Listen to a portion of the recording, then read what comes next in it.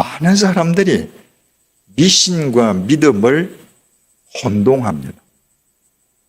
미신은요,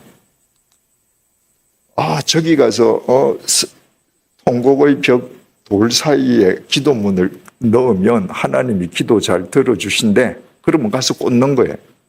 미신은 나한테 있는 재물이든지 나의 탤런트, 나의 무엇이든지로 하나님을 달래고 얼루어서 내 목적을 성취하는 겁니다. 그게 미신이에요. 참 믿음은 뭔가 하면 하나님은 내가 달래고 얼룰 수 있는 존재가 아니기 때문에 하나님 앞에서는 내가 그분에 의해서 다루어져야 하기 때문에 하나님 앞에서 내 것을 버리고 철저하게 하나님께서 나를 쓰시고 싶은 대로 쓰십시오라고 맡기는 것이 믿음인 것입니다. 여러분, 무당을 찾아가서 구슬하는 분 보세요. 요즘도 신문 이렇게 보면 무당을 찾아가서 사업 잘 된다, 혹은 굿하면 아들 낳는다, 그래서 굿했다. 그런데 그 굿비가 얼마입니까? 수천만 원입니다. 무당 찾아가서 굿하는 사람은 그리스도인들이 교회에서 하나님께 헌금하는 액수와 비교도 안 되게 많이 냅니다. 그들이 하는 목적이 뭐예요? 무당이 자기가 소유하고 있다는 그 귀신을 자기가 굿비를 내어서 그 귀신을 달래고 얼루어서 내가 목적으로 하는 바를 성취하고자 하는 게 답니다. 그게 미신이에요. 그걸 가리켜 참 믿음이라고 하지 않습니다. 그런데 오늘날 그리스도인들의 믿음이 그와 다를 바가 있습니까? 내가 교회 가서 봉사를 하든 하나님께 헌금을 하든 성경을 읽든 뭘 하든 내가 하나님 마음에 들게 해서 내가 원하는 거 이루어야지. 대부분의 그리스도인들이 이렇게 생각하고 있지 않습니까? 그건 믿음이 아닙니다. 미신과 참 믿음의 분기점은 자기 부인이에요. 미신은 자기 부인이 없이 자기 강화만 있습니다. 내 욕망, 내 바람, 내 꿈만 이루어지도록 강화하는 겁니다. 믿음은 나를 부인하는 것입니다. 온전히 하나님께서 내 삶 속에 주관하시고 운행하실 수 있도록 나를 철저하게 부인하는 것입니다. 주님께서 마태복음 16장 24절에서 이렇게 말씀하십니다. 아무든지 나를 따라오려거든 자기를 부인하라. 아무든지 나를 따라오려거든 자기를 부인하라. 이 말씀을 뒤집으면 무슨 말이 됩니까? 네가 교회 열심히 다니니? 헌금 열심히 하니? 봉사도 많이 하니? 근데 말이야, 네가 너를 부인하지 않으면 넌 나를 쫓는 거 아니야. 넌 지금 나를 이용하려고 하는 거야. 그 말씀입니다. 여러분, 마태복음 13장을 보면 씨 뿌리는 자의 비유가 나오지 않습니까? 씨 뿌리는 사람이 불어오는 바람에 씨를 날렸습니다. 어떤 씨는 길가에 떨어져서 새들이 먹어버렸습니다. 길가는 딱딱하니까 사람들이 밟고 다녔으니까 흙 속에 씨가 들어갈 수 없죠. 어떤 씨는 돌밭에 떨어졌습니다. 싹이 나오는 듯 하다가 해가 뜨니까 말라 죽었습니다. 어떤 씨는 가시떨기 나무밭에 떨어졌습니다. 싹이 나오다가 가시떨기 기운에 막혀서 죽어버렸습니다. 오직 옥토에 떨어진 씨만 30배, 60배, 100배의 결실을 했습니다. 자, 결실하지 못한 길가, 돌짝밭, 가시떨기 나무밭, 이 세 장소와 결실한 옥토, 이 양자 간의 차이가 뭡니까? 자기 부인입니다. 이 새 길은 자기 부인이 없어요. 나는 길이야. 나는 바닥이 딱딱해. 난 이대로 살 거야. 난 돌짝밭이야. 내 돌 하나도 키우지 마. 난 가시나무 가시 떨기 밭이야. 가시 뽑지 마.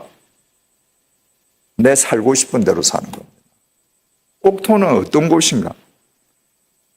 세상의 창세 이래 처음부터 옥토가 있습니까?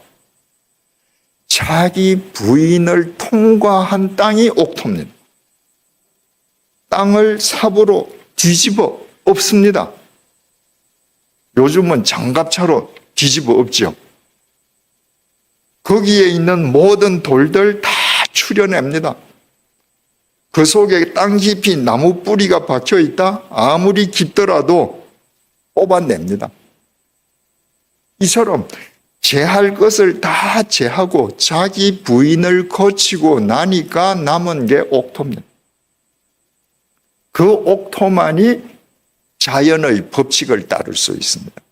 씨를 뿌리면 그 옥토가 씨를 먹어요. 그리고는 그 씨가 싹이 나고 열매가 맺는 자연의 법칙을 충실하게 이행합니다. 참된 교인도 자기 부인을 선행하는 사람입니다. 왜? 자기 부인을 행하는 사람만 하나님의 말씀에 순종할 수 있기 때문입니다. 하나님의 말씀에 순종한다는 것 자체가 자기를 부인하는 것입니다. 이건 서로 맞물려 있습니다. 자기를 부인하는 사람이 하나님 말씀에 순종할 수 있고, 하나님의 말씀에 순종한다는 것은 그 사람에게 자기 부인이 이미 선행되어 있기 때문입니다. 내가 내 욕심대로 살고 싶은데, 내 속에서 내 죄성이 요구하는 대로 살고 싶은데, 이거 따라가서는 하나님 말씀에 절대로 순종 못합니다.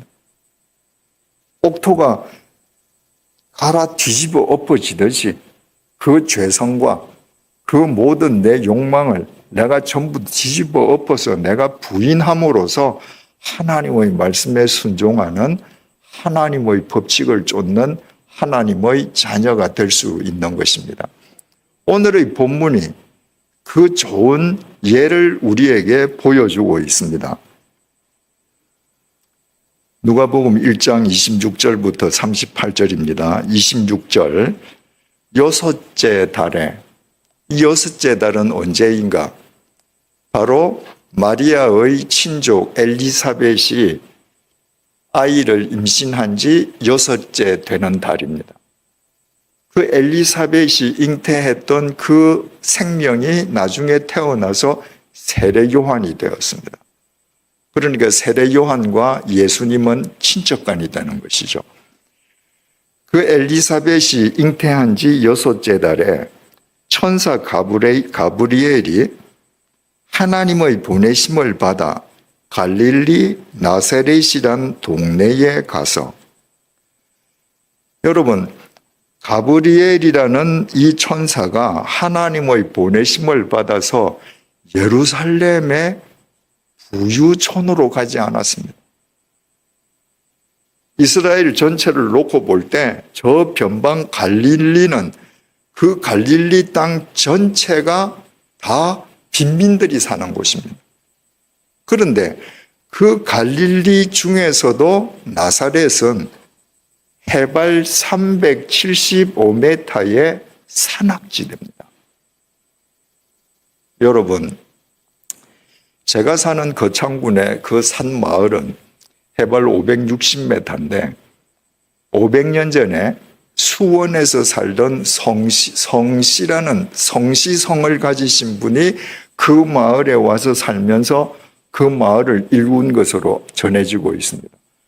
그분의 성이 성씨였다는 것 이외에 그분이 뭐한 사람인지 아무것도 몰라요. 여러분, 500년 전에 자동차 없습니다. 기차 없습니다. 그런데 수원에서 거창 그 산 해발 560m로 올라가서 거기에 아무것도 없는 그 산골짜기에 산다면 그분은 뭔가 곡절이 있는 분이죠. 평지에는 살 수 없는 분이었습니다. 그래서 그 산속에 산 겁니다. 갈릴리 평지에 사는 사람도 다 빈민이지만 그 빈민들 가운데에서 해발 375m 산악지대로 올라가서 2000년 전에 사는 사람들이면 이건 다 곡절을 가진 사람들입니다. 375m면 얼마나 높은지 아십니까? 제가 울산에 있는 산은 전혀 정보가 없기 때문에 서울 남산을 비유로 말씀드리자면 서울 남산이 서울 시내 한중간에 있는 제일 높은 산인데 그 높게 보이는 산 높이가 247m밖에 안 됩니다. 그러니까 이 나사렛은 375m입니다. 그러면 1.5m죠. 1.5배죠. 그 높은 산에 2000년 전에 사는 사람들이면 기막힌 사람들입니다. 그 기막힌 달동네, 빈민들 중에서도 빈민들이 사는 그 빈민촌에 천사가 나타났습니다. 다윗의 자손 요셉이라 하는 사람과 약혼한 처녀에게 이르니 그 처녀의 이름은 마리아라. 그 천사가 찾아간 사람이 마리아라는 처녀인데 그 마리아는 요셉과 약혼한 사람이었습니다. 요셉의 직업은 목수였습니다. 여러분 성화를 보거나 주일학교 공과책을 보면 요셉이 말입니다. 목공소에서 대패질하는 그림이 나옵니다. 거의 대동소이합니다. 실제로 일본의 엔도 슈사쿠라고 하는 그 천주교 신자가 갈릴리를 찾아가서 그 옛날 문헌을 뒤지고 전부 다 자기가 조사를 한 결과 2000년 전에 그 갈릴리, 특히 그 375m 그 산악지대에는 우리가 지금 요셉을 목공소에서 대패질하는 것으로 그린 그런 목공소가 없었다는 겁니다. 그 가난한 동네에 어떻게 목공소가 있겠습니까? 혹시 연세 드신 분들 옛날에 아침이면 구두 닦는 소년들이 구두통 메고 다니신 거 기억나시죠? 조그만 나무 상자를 어깨에 메고 구두 닦으세요 하고 다니는데 그 조그만 나무 상자에는 솔, 구두약이 들어 있습니다. 옛날 이 갈릴리 지방 나사렛의 목공들은 목공통, 조그만 구두 닦기 소년의 통 같은 목공탱을 울러매고 동네마다 다니면서 가구 고치세요 이러고 다녔다는 거예요. 거긴 다 가난한 사람들이 사니까 문이 떨어지거나 삐뚤어지거나 부서지거나 그러면 그 목공통을 메고 가서 망치질을 해주고 일당 받아서 살고 이러던 사람이었다는 겁니다.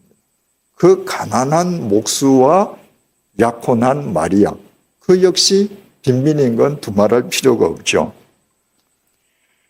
28절입니다. 그에게 들어가 이르되,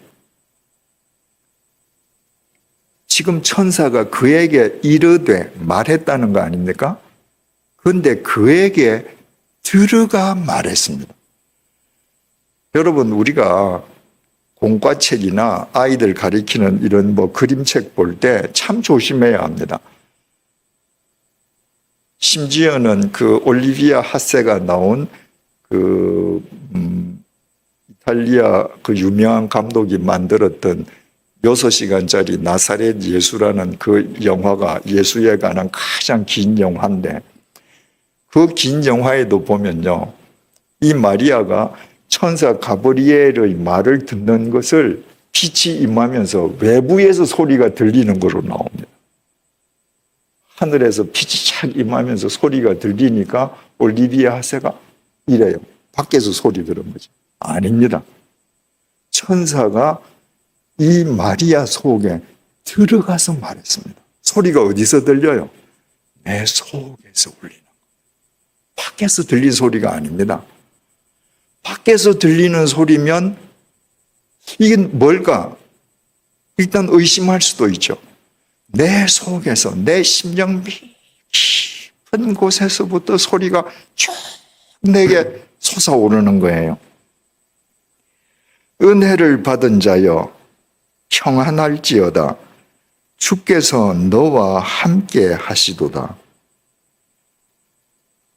이 속에서 들리는 소리가 너 지금 은혜를 입었어. 주님께서 너와 함께 하셔. 여러분, 예루살렘에 있는 부잣집 딸들을 찾아가서 지금 천사가 이렇게 얘기하는 게 아닙니다. 그 해발 375m, 기가 막힌 곳에 사는 그 가난한 처녀, 빈민 처녀 속에 들어가서 너에게 지금 은혜가 임했어. 주님께서 너와 함께 하셔. 여러분, 이 은혜가 다 우리에게도 임했던 겁니다. 우리에게도 임했기 때문에 우리가 이 자리에 앉아 있습니다. 단지 마리아와 우리와 차이가 있을 수 있다면 은혜는 똑같은 은혜를 받았는데 그 은혜에 어떻게 응답하느냐의 차이가 있을 수 있는 것입니다. 29절입니다. 처녀가 그 말을 듣고 놀라 이런 인사가 어찌함인가 생각하매. 이걸 세 번역이 이렇게 쉽게 번역했습니다. 마리아는 그 말을 듣고 몹시 놀라 도대체 그 인사말이 무슨 뜻일까 하고 궁금히 여겼다. 여러분들도 그렇지 않겠습니까? 내가 지금 기도하는데, 아니 내가 지금 밥 먹는데 갑자기 내 속에서 음성이 쭉 올라오더니 제철아, 네가 은혜를 입었다. 주님께서 지금 너와 함께 하신다. 그러면 여러분 할렐루야 이러겠습니까? 이게 무슨 말이지? 이게 무슨 뜻이지? 그런 의구심을 품었었던 것입니다. 30절 천사가 이르되 마리아여 무서워하지 말라. 천사가 무서워하지 말라라고 말했다는 것은 마리아가 자기 속에서 울려 퍼지는 이 소리를 듣고 두려워했던 것이죠. 그러니까 마리아야 무서워하지 마라. 내가 하나님께 은혜를 입었느니라. 두 번을 얘기합니다. 네가 은혜를 입었다고. 우리에게 임한 바로 그 은혜입니다. 31절 보라 내가 잉태하여 아들을 낳으리니 그 이름을 예수라 하라. 지금 이 말을 듣는 마리아는 결혼한 유부녀가 아닙니다. 처녀입니다.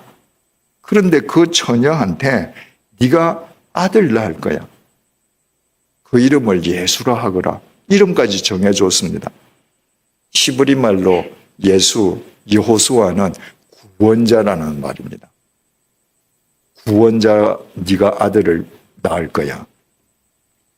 32절에서 33절 그가 큰 자가 되고 지극히 높으신 이의 아들이라 일컬어질 것이요 주 하나님께서 그 조상 다윗의 왕위를 그에게 주시리니 영원히 야곱의 집을 왕으로 다스리실 것이며 그 나라가 무궁하리라. 네가 아들을 낳을 텐데 그 아들이 이스라엘 백성들이 그렇게 고대하고 열망하는 메시아라는 겁니다.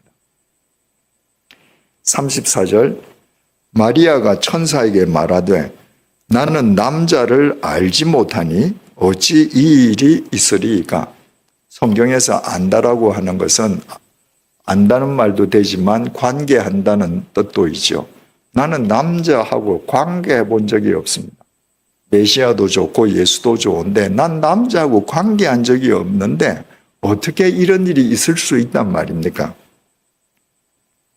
36절 보라 내 친족 엘리사벳도 늙어서 아들을 배었느니라. 본래 임신하지 못한다고 알려진 이가 이미 6달이 되었나니. 그 엘리사벳도 늙어서까지 아이를 배지 못한 여자였습니다. 그래서 주위에서는 저 부부는 아이를 못 가지는 부부야. 다 그렇게 생각을 했습니다. 그런데 나이 들어서 아이를 배웠습니다. 그건 아무리 나이가 들었다 할지라도 부인 엘리사벳과 남편 사가랴 사이에서 태어난 아이입니다. 그런데 지금 마리아에게 얘기하는 거는 너 남자 없이 너 혼자서 지금 아이를 낳으리라는 겁니다. 37절 대저 하나님의 모든 말씀은 능하지 못하심이 없느니라. 38절 마리아가 이르되 주의 여종이 오니 말씀대로 내게 이루어지이다 하매 천사가 떠나가니라. 여러분, 지금 천사가 하는 말을 논리적으로 상식적으로 한번 가만히 생각해 보십시오. 거룩하신 하나님의 성령이 너를 덮으실 거야. 네가 이제 아들을 놓을 거야. 이름은 예수야. 곧 이스라엘 백성들이 열망하던 메시아야. 저 엘리사벳도 늙어서 애 낳았지. 하나님의 말씀은 능치 못함이 없어. 왜? 하나님은 말씀으로 천지를 창조하셨으니까 너 이렇게 될 거야. 이 모든 말을 요약하면 네 혼자 아이 낳을 거라는 겁니다. 2000년 전 그 엄격한 유대 사회의 도덕 윤리 관념상 있을 수 없는 일을 네가 하라는 겁니다. 그런데 마리아가 38절에 마리아가 이르되 주의 여종이 오니 나는 주의 여종이니까 주님께서 시키는 대로 해야 할 겁니다. 나는 여종이므로. 그러니까 말씀대로 내게 이루어지게 하십시오. 그랬더니 천사가 떠나갔습니다. 여러분, 이 엄청난 일에 마리아가 어떻게 이렇게 순종할 수 있었을까요? 마리아에게 자기 부인이 선행되어 있었기 때문입니다. 아까도 말씀드렸죠. 나사렛은 해발 375m 산악지방입니다. 그 산악지방에 물자가 제대로 공급이 되겠습니까? 갈릴리 평지에 사는 사람들은 남정네가 나가서 그물만 던지면 고기 잡아옵니다. 그 산악지대에서 먹을 것을 해결하려면 얼마나 고달픕니까? 그 아무것도 없는 그 산악지대에서 마리아가 할 수 있는 것은 하나님만 바라보고 사는 겁니다. 이 세상에 대해서 미련을 갖고 이 세상 사람들이 하는 것을 추구하는 것이 아니라 오직 내 주 하나님에게만 나의 시선을 고정시키고 살아가는 것입니다. 그러므로 마리아가 그 척박한 산악지대에서 태어나서 10수년이 지나기까지 그 가난과 결핍 속에서 살았던 것은 마리아가 하나님 앞에서 자기 부인을 체질화시키는 은혜의 실험장이었던 것입니다. 여러분, 하나님께서는 당신이 선택하신 당신의 백성들이 당신의 말씀대로 살 수 있게끔 당신의 방법으로 자기 부인을 체화시켜 가십니다. 그래서 당신의 백성들이 가난에 빠지게 하시고 고난 속에 빠지게 하시고 그런 과정을 통해서 자기 부인을 행하는 믿음의 사람으로 믿음의 장군으로 우뚝 서게 해 주시는 것입니다. 모세는 강에서 건져 올림을 받은 뒤에 40년 동안 이집트에서 왕자로 살지 않았습니까? 없는 것이 없었습니다. 그 40년 동안 모든 것을 다 할 수 있는 것 같았지만 그 왕자의 신분으로 그가 자기 백성 유대인을 위해서 할 수 있었던 것은 고작 애굽 군인 2명을 쳐 죽이는 것밖에 없었습니다. 그것으로 인해서 자기가 도망자 되었습니다. 모든 것을 다 할 수 있었는데, 다 할 수 있었을 것 같았는데 결과적으로는 도망자가 되었습니다. 그 이후에 40년 동안 미디안의 광야에서 양치기 노릇하지 않았습니까? 80 노인이 될 때까지. 나는 아무것도 할 수 없는 사람이에요. 나는 nothing이에요. 그가 볼 수 있었던 건 하나님밖에 없었습니다. 그가 자기 부인이 체질화 될 때 하나님께서 그를 쓰시는 겁니다. 다윗은 골리앗을 물리치고 구국의 영웅이 되지 않았습니까? 그런데도 그를 시기한 사울 왕의 칼날을 피해서 10여 년 동안을 동가씩 서가숙했습니다. 사울 왕은 오직 자기 경쟁자라고 생각되는 다윗 한 사람을 죽이기 위해서 3,000명으로 구성된 특공대를 몰고 다니면서 다윗을 죽이려고 했습니다. 그 10년을 다윗이 오로지 바라보고 도움을 구할 곳은 하나님밖에 없었습니다. 사울 왕을 죽일 수 있는 기회가 자기 바로 눈앞에 2번 있었습니다. 칼만 빼면 죽입니다. 죽이지 않았습니다.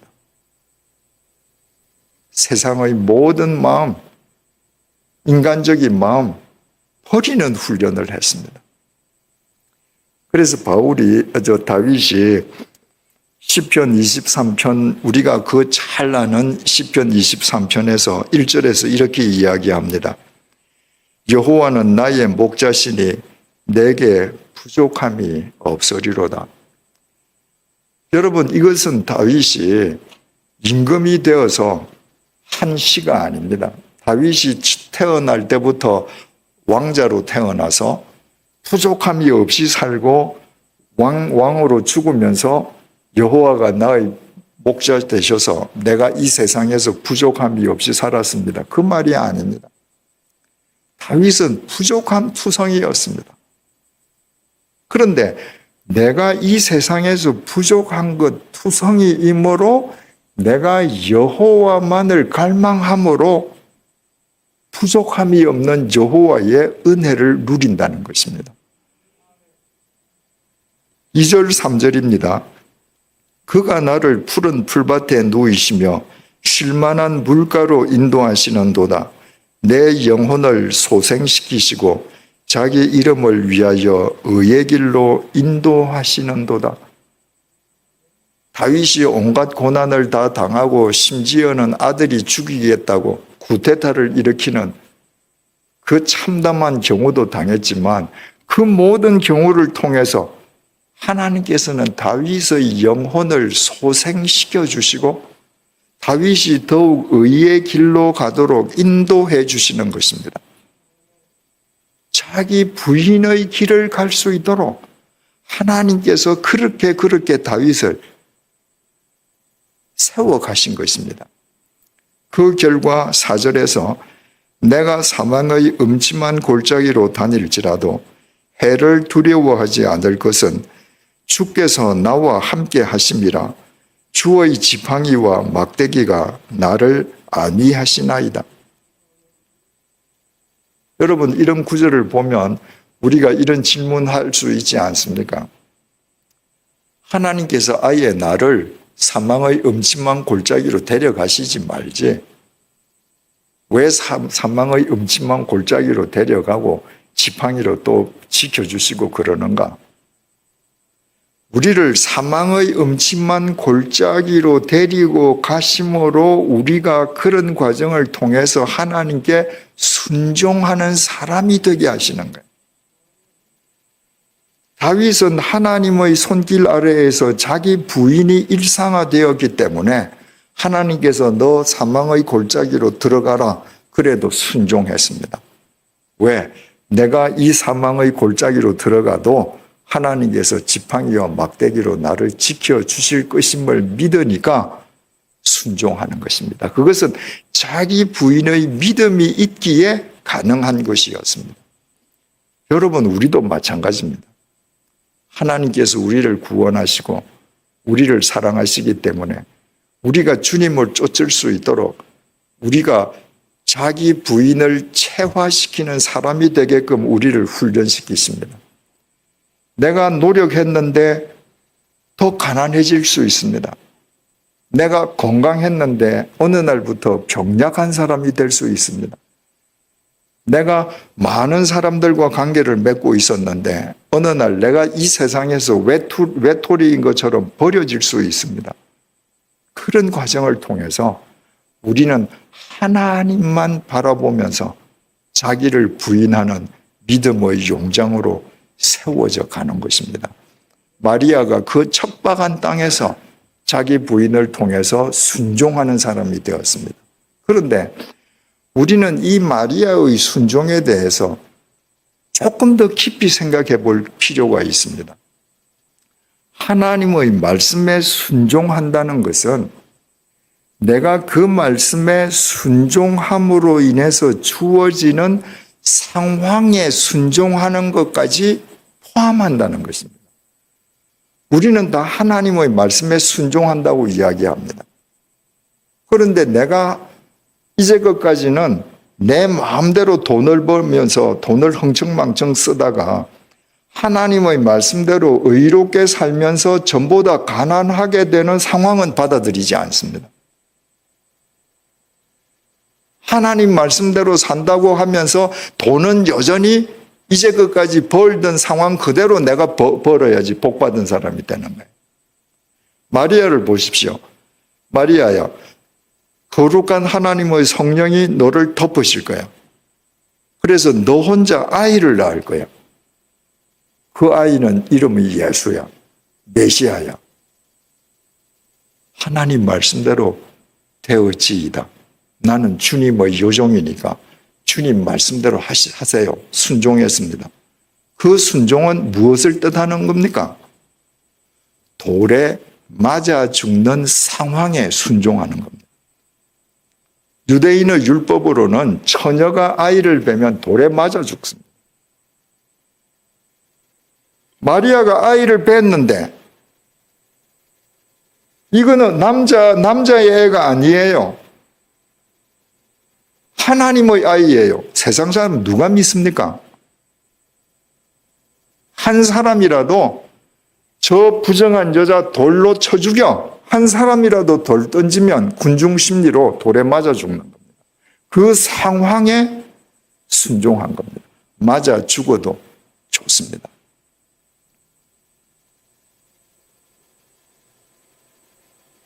예수님께서 겟세마네 동산에서 기도하시지 않습니까?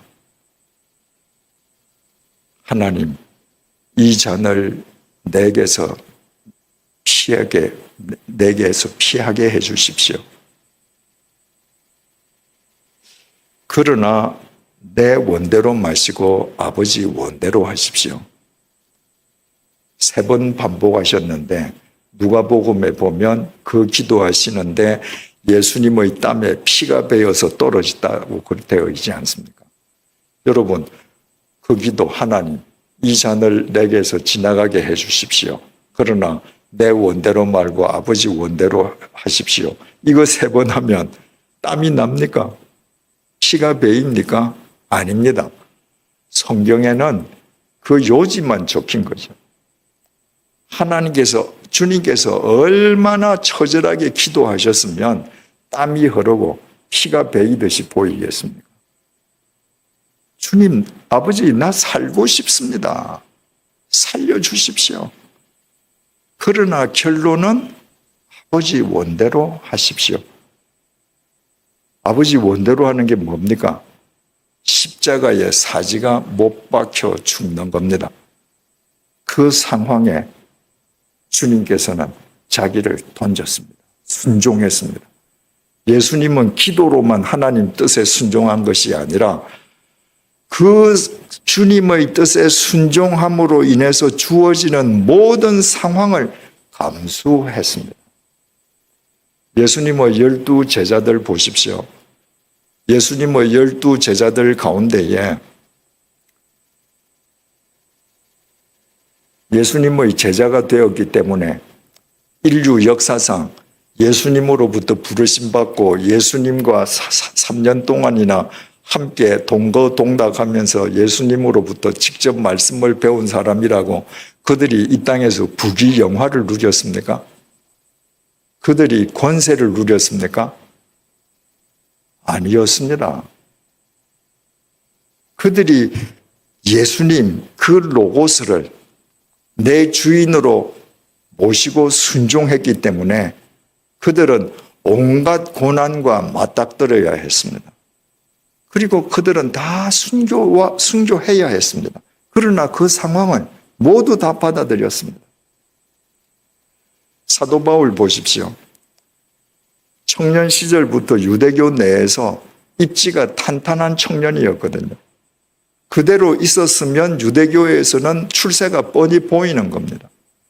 그런데 예수 믿고 나서부터 그 청년은 고난의 연속이었습니다.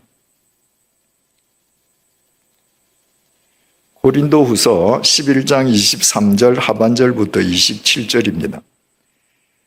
내가 수고를 넘치도록 하고 옥에 갇히기도 더 많이 하고 매도 수없이 맞고 여러 번 죽을 뻔하였으니 유대인들에게 40에서 하나 감한 매를 5번 맞았으며 3번 태장으로 맞고 1번 돌로 맞고 3번 파선하고 1주야를 깊은 바다에서 지냈으며 여러 번 여행하면서 강의 위험과 강도의 위험과 동족의 위험과 이방인의 위험과 시내의 위험과 광야의 위험과 바다의 위험과 거짓 형제 중의 위험을 당하고 또 수고하며 애쓰고 여러 번 자지 못하고 줄이며 목마르고 여러 번 굶고 춥고 헐벗어노라. 여러분이 주님의 말씀에 순종하기 때문에 바울처럼 이런 상황을 맞닥뜨려야 한다면 그래도 여러분들 예수 믿겠습니까? 그게 믿음이에요. 나는 예수 말씀 듣고 따르는데 내게 매일매일 주어지는 상황만은 내가 원하는 상황만 주어져야 돼. 여러분 그건 믿음 아닙니다. 내가 하나님의 말씀에 순종하기 때문에 그로 인해서 야기되는 상황에 순종할 때 어떤 일이 일어났습니까? 마리아가 네가 아이를 잉태할 거야 할 때 말씀대로 되어지이다 하고 순종하는 건 돌에 맞아 죽는 상황을 감수하는 겁니다. 그 상황을 감수했기 때문에 마리아는 성모 마리아가 되었습니다. 우연히 성모 마리아가 된 게 아닙니다. 예수님께서 내가 원하는 건 십자가에서 죽는 걸 피하는 거지만 아버지의 원대로 하십시오 하고 십자가에서 죽어야 하는 상황에 순종하셨기 때문에 그분은 사흘째 되는 날 죽음을 깨뜨리고 부활하셔서 영원한 생명의 구주가 되셨습니다. 제자들은 예수를 믿고 출세하거나 번영하는 것이 아니라 매번 죽음의 고비를 넘는 상황을 받아들였지만 그랬기 때문에 그들은 비록 순교했을 망정 예수 그리스도 안에서 그들은 세계의 역사를 새롭게 했습니다.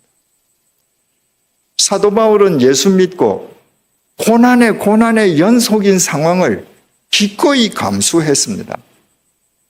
목이 잘려서 참수형을 당하는 참수형도 받아들였습니다. 그 결과 그는 신약 성경 4분의 1을 썼습니다. 복음서를 빼면 신약 성경 3분의 1이 바울이 쓴 것입니다. 바울은 성경 속에서 영원히 살아 있습니다. 자, 정리를 하십시다. 참 믿음이라는 것은 자기를 부인하는 믿음이요. 자기를 부인하는 것은 하나님의 말씀에 순종하는 것이요. 하나님의 말씀에 순종하는 것은 바로 그 말씀에 순종함으로 인해 약이 되는 상황에 순종하는 것까지 포함한다.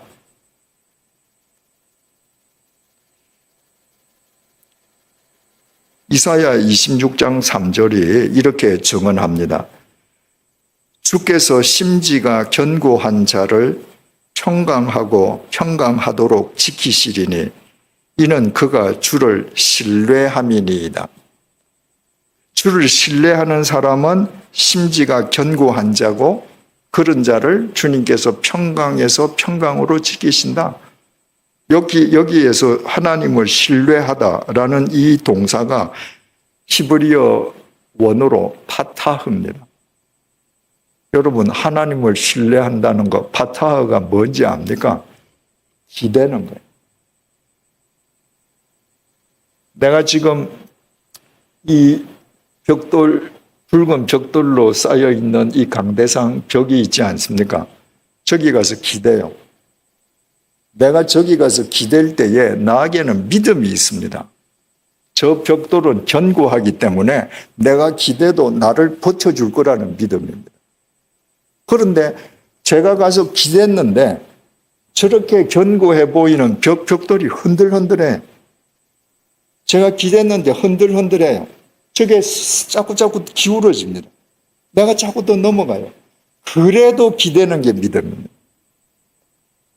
내가 하나님의 말씀에 기댔는데 가난해져요. 내가 하나님의 말씀에 기댔는데 고난이 와요. 내가 하나님의 말씀에 기댔는데 내 계획이 다 어그러져요. 그래도 하나님의 말씀에 기대는 거예요. 언제까지? 저 벽이 완전히 땅바닥에 넘어질 때까지 그래도 나는 기대는 겁니다. 왜? 그때 부활이 있으니까. 그게 믿는 거예요. 내가 저기에 기댔는데, 말씀에 기댔는데, 말씀에만 기대면 영혼도 잘 되고, 내 사업도 잘 되고, 무병장수하고, 그런다고 예수 믿었는데, 예수 믿고 나니까 다 안 되네. 그러면 치워. 그건 믿음 아닙니다. 내가 기댔는데 저게 흔들거리고 나를 버텨주지 못함에도 불구하고 세상의 손을 잡으라고, 돈을 잡으라고, 권력을 잡으라고, 세상의 것을 잡으려고 하는 모든 유혹을 내가 끊는 거예요. 이게 믿음입니다. 그 상황을 받아들이는 거예요. 그리고 내가 바닥에까지 떨어질 때 주께서 나를 평강에서 평강으로 지켜요. 왜? 사망의 엄침한 골짜기에서 나를 막대기와 지팡이로 안위하신다고 다윗이 고백했던 그 하나님이 나를 책임져 주시는 겁니다. 그래서 그 사람이 평강에서 평강으로 하나님의 인도하심을 받게 되는 것입니다. 여러분의 믿음이 지금까지 어떤 믿음이었습니까? 혹시 제가 서두에 말씀드린 통곡의 벽에 쪽지 넣는 믿음, 에베소에서 잠든 7명의 동굴 철조망에 쪽지 꽂는 믿음, 마리아의 집에 껌딱지 붙이는 믿음, 그런 믿음이었습니까? 그러면 오늘 이 시간에 당장 버리십시다. 그리고 어떤 상황 속에서든지 나를 부인함으로 하나님의 말씀에 순종하고 하나님의 말씀에 순종함으로 인하여 야기되는 모든 상황을 감수하는 진짜 예수쟁이들이 되십시다. 그 순간부터 여러분의 수가 아무리 작다 할지라도 마치 모나리자 그림처럼 울산 도함교회는 이 세상을 맑히고 밝히는 진짜 참된 교회, 하나님의 명품 교회로 우뚝 서게 될 것입니다. 인생이 무엇입니까? 인생은 인생살이, 즉 살아가는 이야기입니다. 그래서 오늘도 우리는 여기 오기 전에 오늘 하루 동안에 우리 삶의 현장에서 인생이라는 이야기책을 읽다가 왔습니다.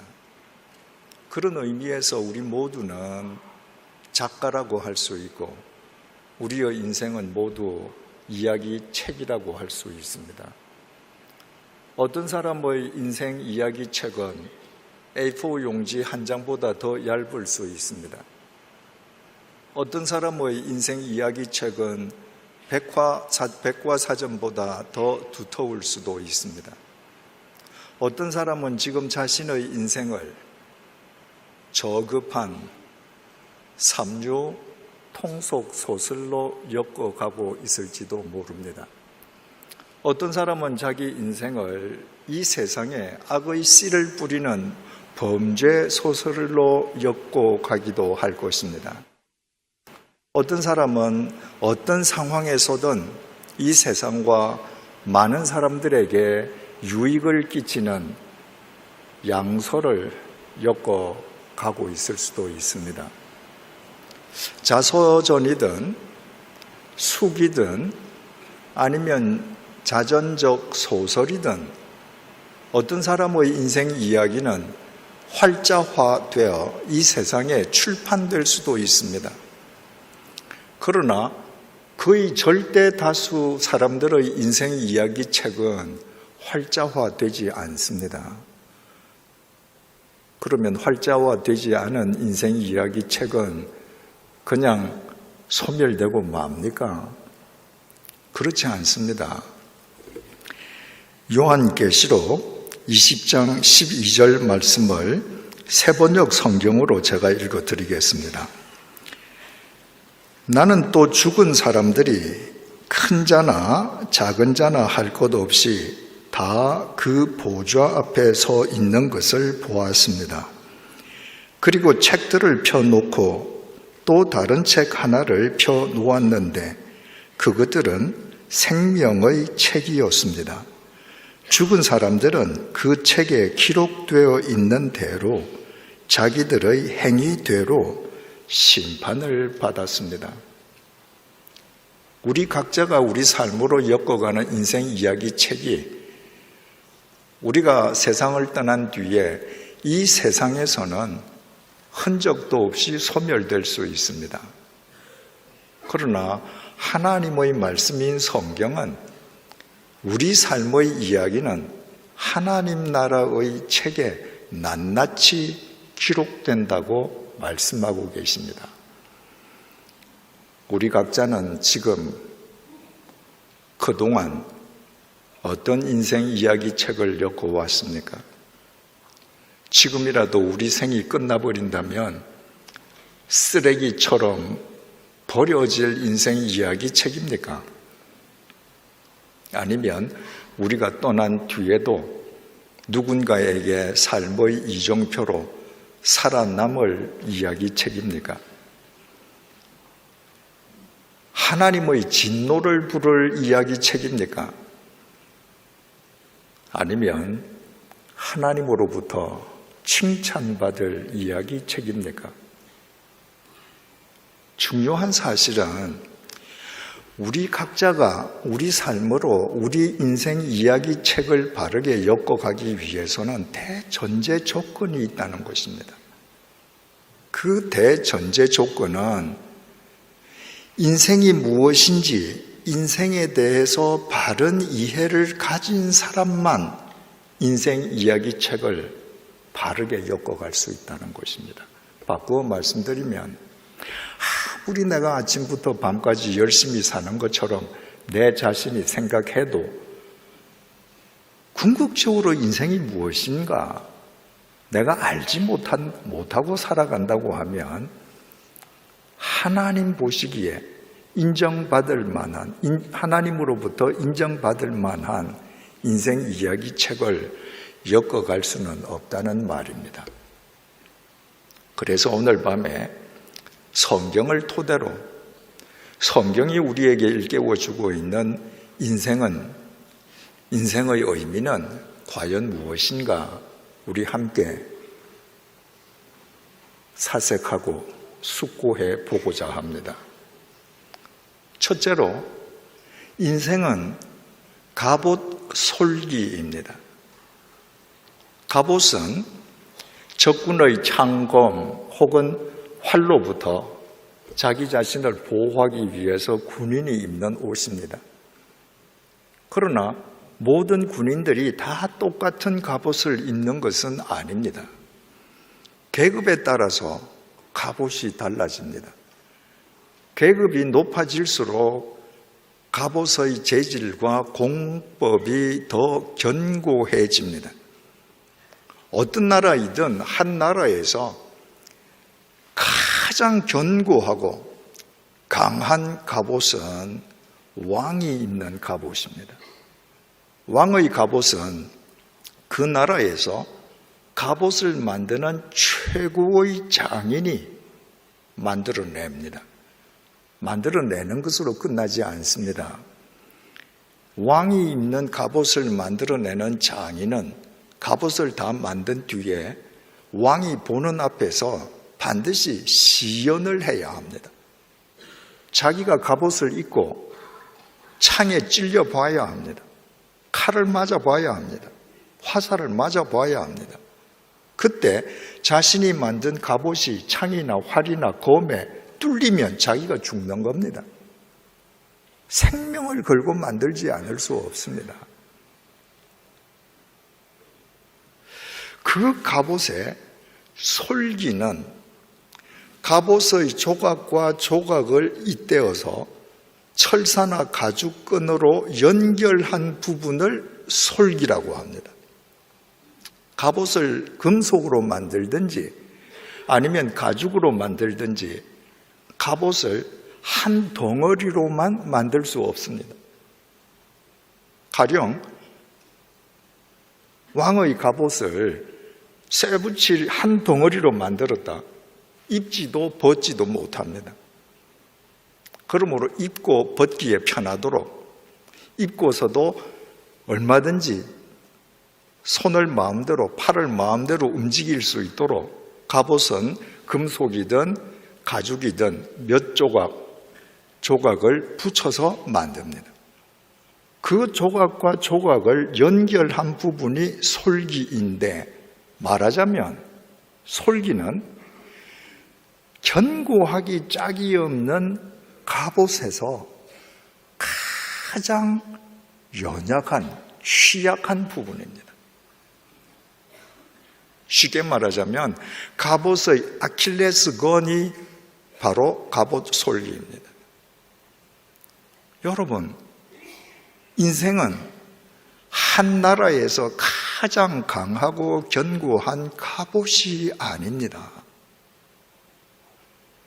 인생은 갑옷이 아니라 그 갑옷에서 가장 취약한 부분, 그 갑옷의 아킬레스건인 갑옷 솔기입니다.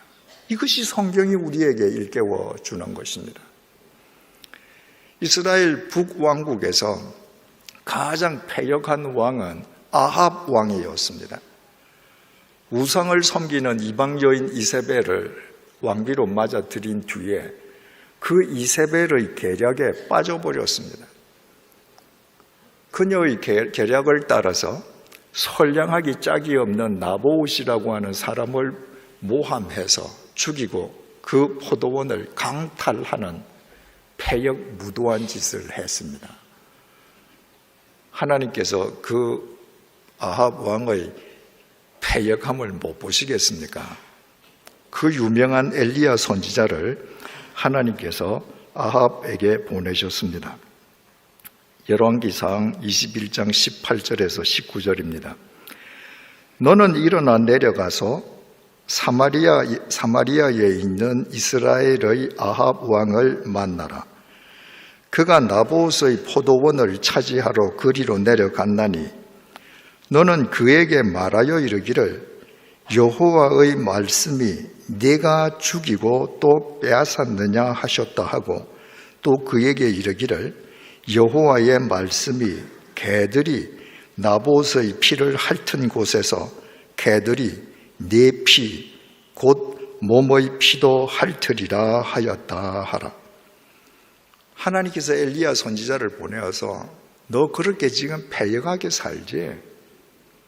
너 계속 그렇게 살면 너 피를 개들이 핥을 거야.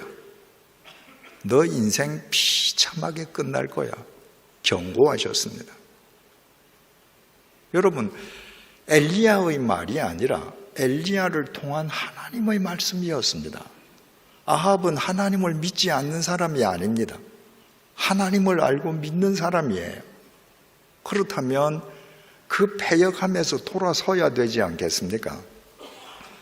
그런데도 아합은 잠시 죄를 뒤집어 쓰고 회개하는 척 하더니 패역의 길을 그대로 걸어갔습니다. 왜 그럴까요? 자기는 천하무적의 갑옷을 입고 있는 사람이에요. 내 인생은 갑옷입니다. 내 인생이 갑옷인데 누가 건드려? 하나님인들 건드릴 수 있으랴? 그 아합이 유다 남왕국의 여호사밧 왕과 길르앗 라못에서 아람 왕과 전투를 벌이게 되었습니다. 아람 왕이 자기 시하 32명의 장군들에게 명령을 내렸습니다. 얘들아, 다른 장군이나 다른 오합지졸들을 상대하려 하지 말고 너희들 32명은 힘을 합쳐서 아합 왕만 공격해라. 아합이 그 첩보를 들었습니다. 전해 들었습니다. 그래서 아합 왕은 막상 전투가 벌어지는데 상대방 32명의 장수가 왕인 자기만 집중 공격한다고 하니까 자기 전차 병거에서 왕의 휘장을 떼었습니다. 그리고 멀리서도 왕이 뭘 알아볼 수 있는 왕의 투구도 벗었습니다. 일반 병사의 투구를 썼습니다. 그리고 전장으로 뛰어들어갔습니다. 왕의 투구도 아니고 일반 병사의 투구를 쓰고 자기 전차에서 왕의 휘장을 띄었다고 하는 것은 적국의 장수도 알아보기 힘들지만 자기가 위급한 일을 당했을 때 자기 편 장수도 자기를 알아보기가 어렵다는 말입니다.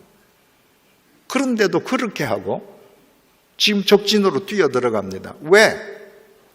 나는 천하무적의 갑옷을 입고 있거든.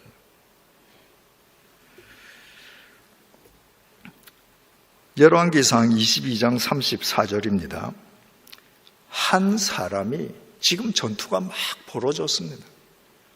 한 사람이 아람 왕은 분명히 자기 시하 32명의 장군들에게 너 아합 왕만 집중 공격해 명령을 내렸는데 이 한 사람은 그 32명 중의 장군 중의 한 명이 아닙니다.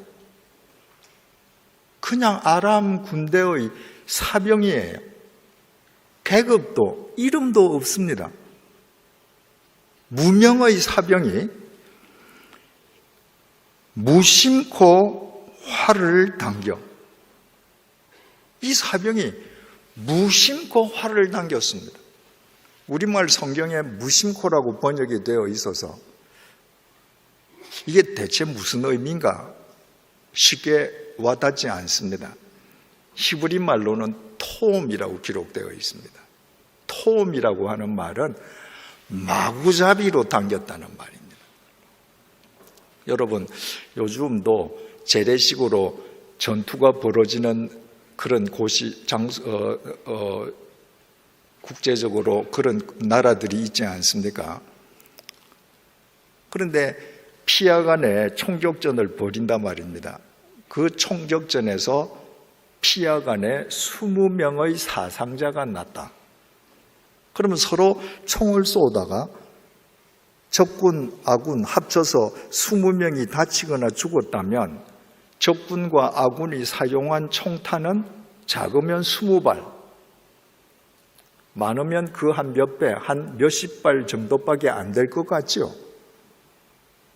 그런데 피아간에 사상자가 20명이 나려고 하면요, 실제로 전쟁터에서는 총탄이 수백 발 소요됩니다.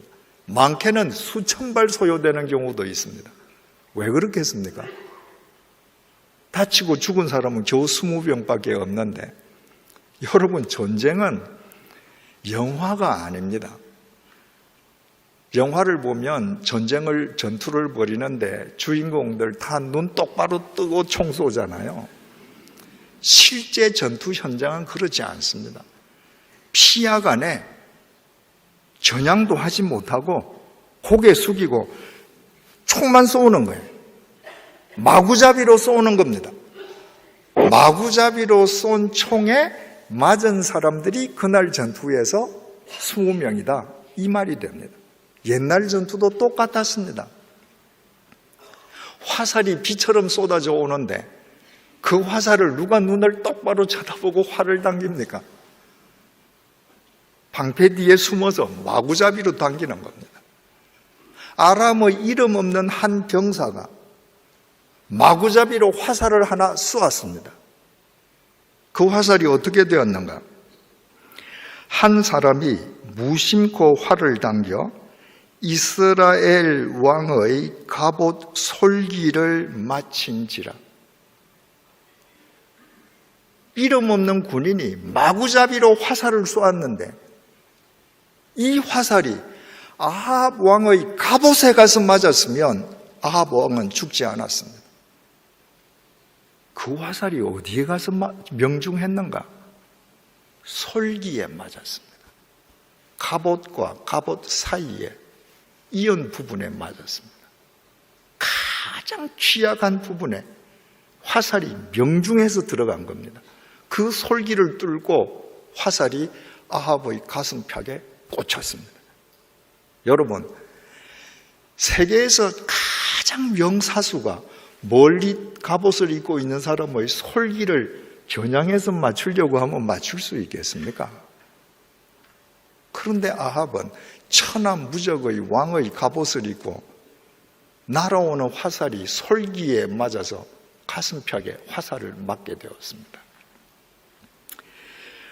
왕이 그 병거 모는 자에게 이르되 내가 부상하였으니 내 손을 돌려 내가 전쟁터에서 나가게 하라 하였으나 35절입니다. 이날에 전쟁이 맹렬하였으므로 왕이 병거 가운데 붙들려 서서 아람 사람을 막다가 저녁에 이르러 죽었는데 상처의 피가 흘러 병거 바닥에 고였더라.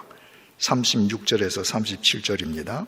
왕이 죽음에 그의 시체를 메어 사마리아에 이르러 왕을 사마리아에 장사하니라. 그 병거를 사마리아의 못에서 씻음에 개들이 그의 피를 핥았으니 여호와께서 하신 말씀과 같이 되었더라. 거기는 창기들이 목욕하는 곳이었더라.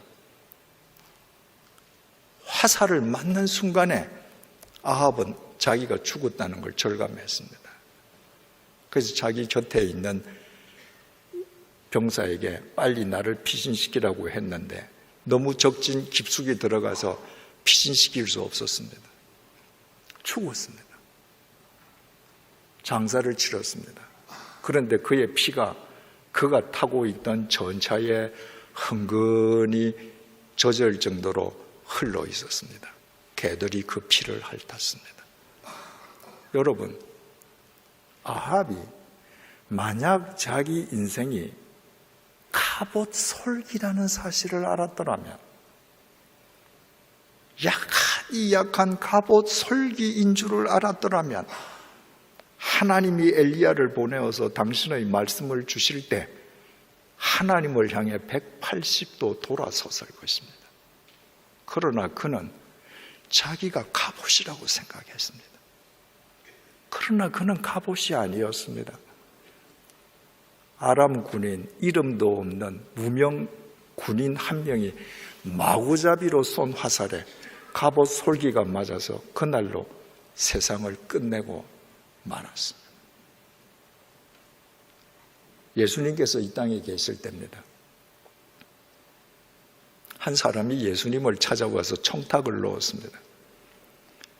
자기 형제하고 재산 싸움이 붙었는데 자기 형제에게 이야기해서 아버지 유산을 좀 잘 나누도록 형제에게 좀 압력을 넣어달라는 거예요. 여러분, 예수님께서 형제 재산 싸움이나 해결해 주시려고 이 땅에 오셨습니까? 예수님께서 이렇게 말씀하셨습니다. 누가복음 12장 14절입니다. 이러시되 이 사람아, 누가 나를 너희의 재판장이나 물건 나누는 자로 세웠느냐 하시고, 이보게, 내가 너거 재산 싸움 하는데 내가 재판장 하려고 왔는지 아냐? 내가 고작 너희들 돈 나누는 일에 개입하려고 왔는 줄 아냐? 그러시면서 그 자리에 모여있는 모든 사람들에게 이렇게 말씀하셨습니다. 누가복음 12장 15절입니다. 그들에게 이르시되 삼가 모든 탐심을 물리치라.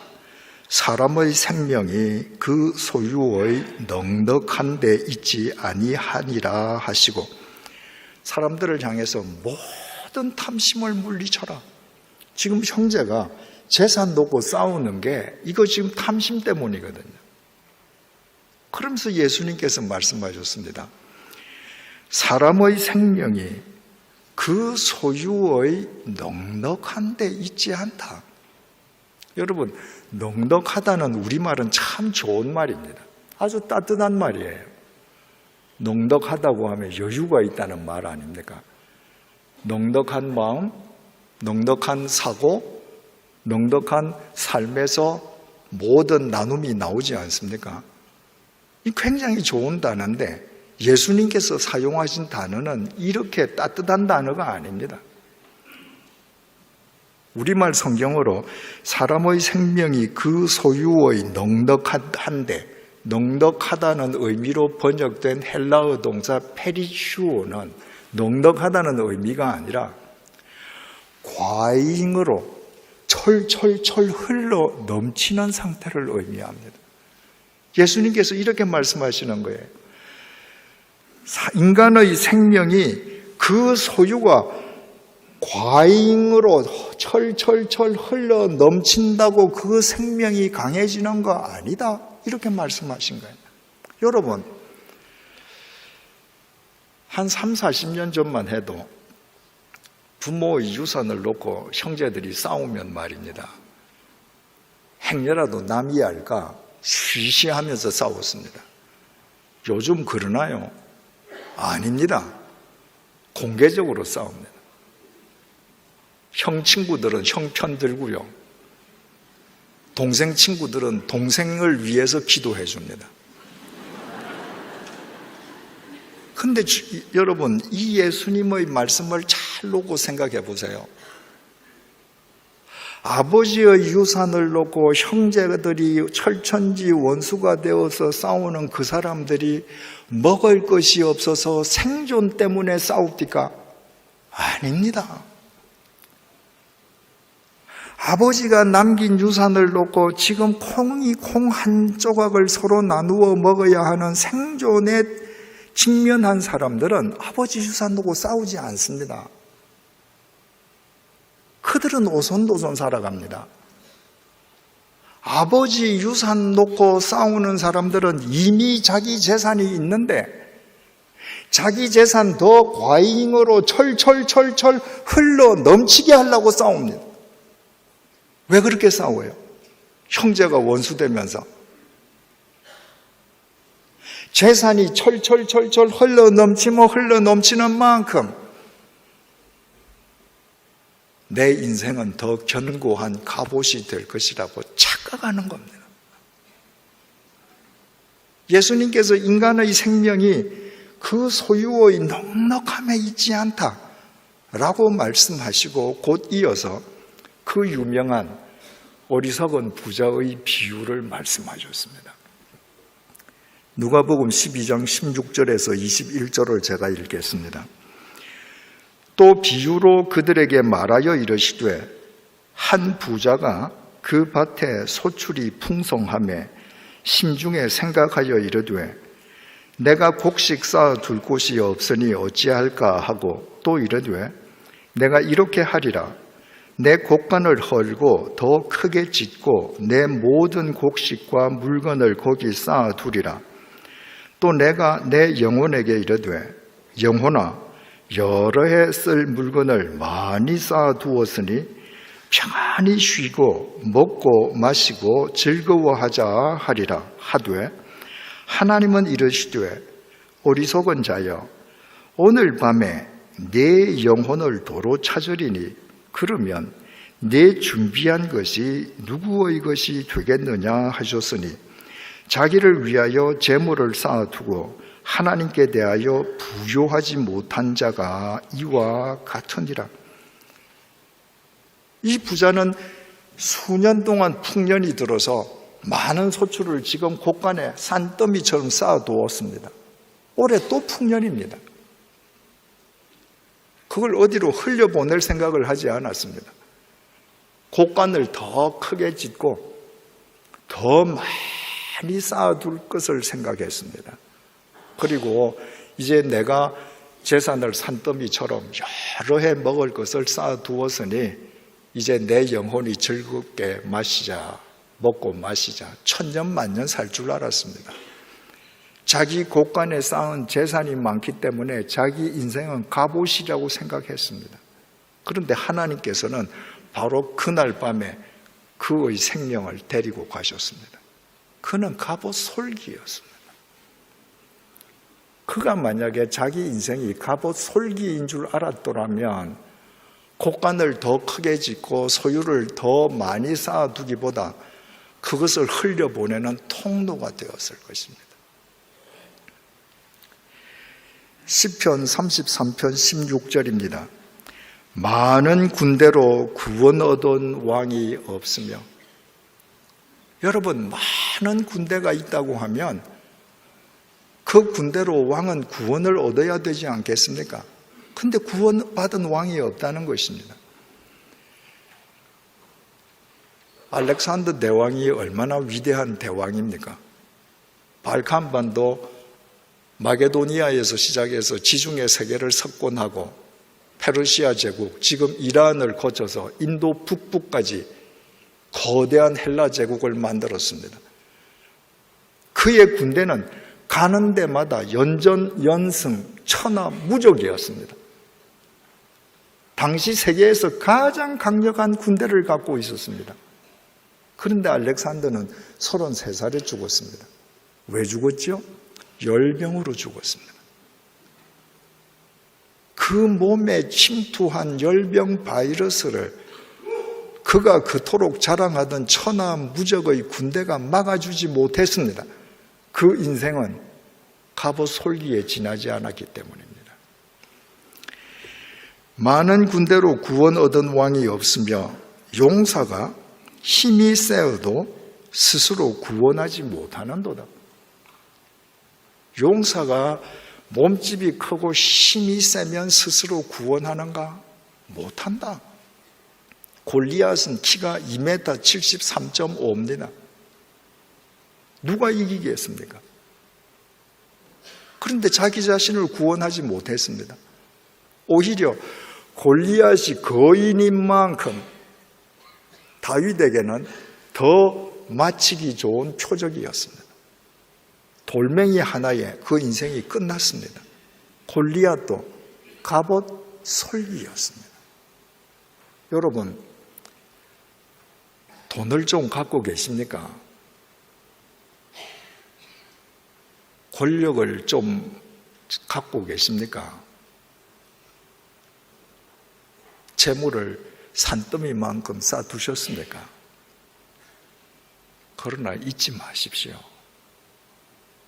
여러분들이 세상의 것을 아무리 많이 지니고 있다고 해도 여러분의 인생은 갑옷이 아니라 갑옷 솔기에 지나지 않습니다.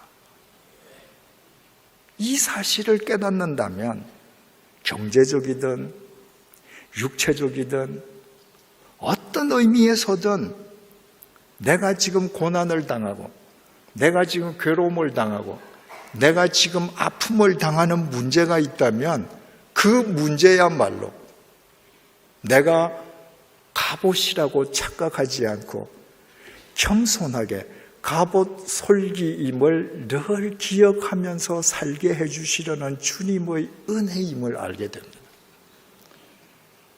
여러분, 바울처럼 위대한 사도가 또 있었습니까? 신약시대에. 날 때부터 선천성 하반신 마비자도 일어날 뿐만 아니라 죽은 자도 살리지 않습니까? 그를 통해 복음이 지중해 세계로 퍼져나가지 않습니까? 주님께서 그 바울을 얼마나 사랑하셨으면 그렇게 사용하셨겠습니까? 주님께서 그토록 사랑하신다면 바울이 강철 같은 육체와 건강을 지니게 해주셔야 되지 않습니까? 그러나 바울은 죽을 때까지 지병에 시달렸습니다. 바울이 자기의 병이 떠나가게 해달라고 주님께 3번을 간절히 기도했습니다. 그 3번의 기도가 한 달씩 작정하고 3번 기도했는지, 일주일씩 금식 기도를 3번 했는지 그건 우리가 알지 못합니다. 그러나 바울인 만큼 정말 주님 앞에 진액을 짜가면서 기도했을 것임은 분명히 알 수 있습니다. 그런데 주님께서 안 고쳐주셨습니다. 바울이 하나님, 내가 당신을 위해서 이렇게 충성하는데 이 기도도 안 들어주시나요? 원망하지 않았습니다.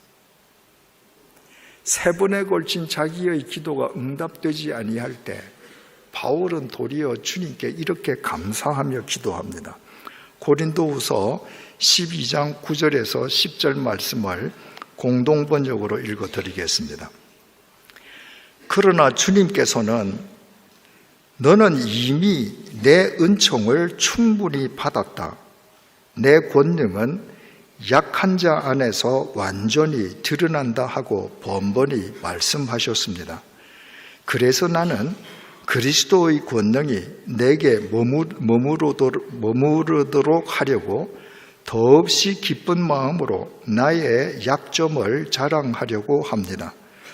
나는 그리스도를 위해서 약해지는 것을 만족하게 여기며 모욕과 빈곤과 박해와 곤궁을 달게 받습니다. 그것은 내가 약해졌을 때 오히려 나는 강하기 때문입니다. 바울은 일평생 지병을 지니고 살았기 때문에 단 한 번도 자기가 갑옷이라는 착각을 하지 않았습니다.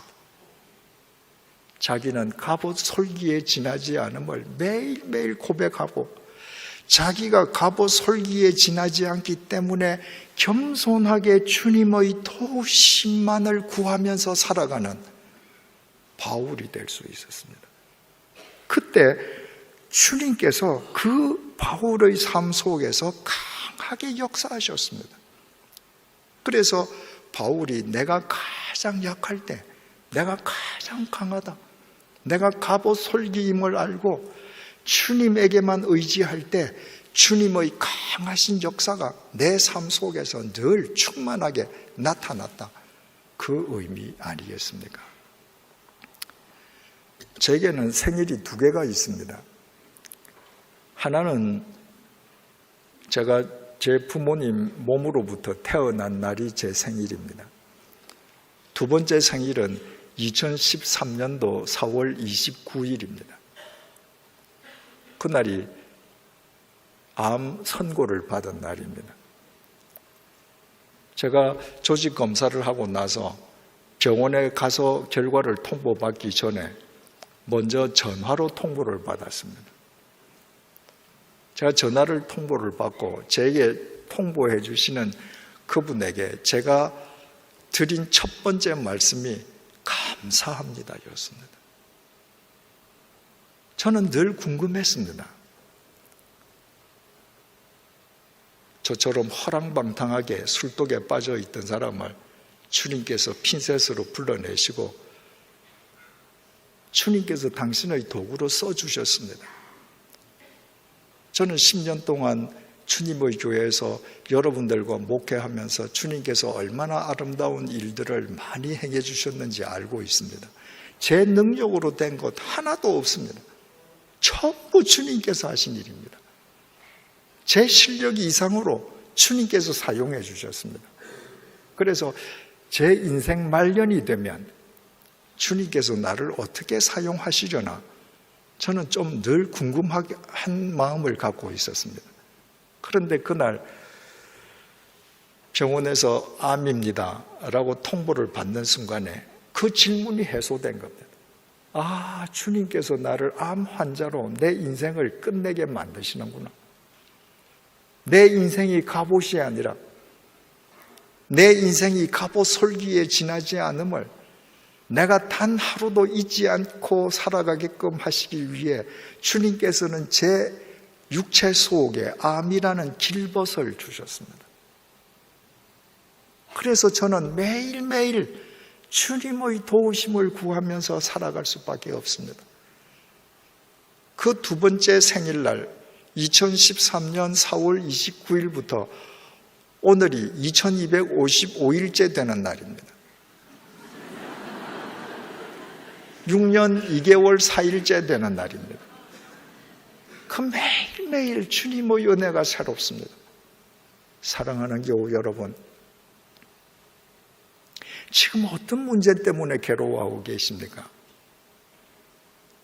문제가 해결될 기미가 보이지 않습니까?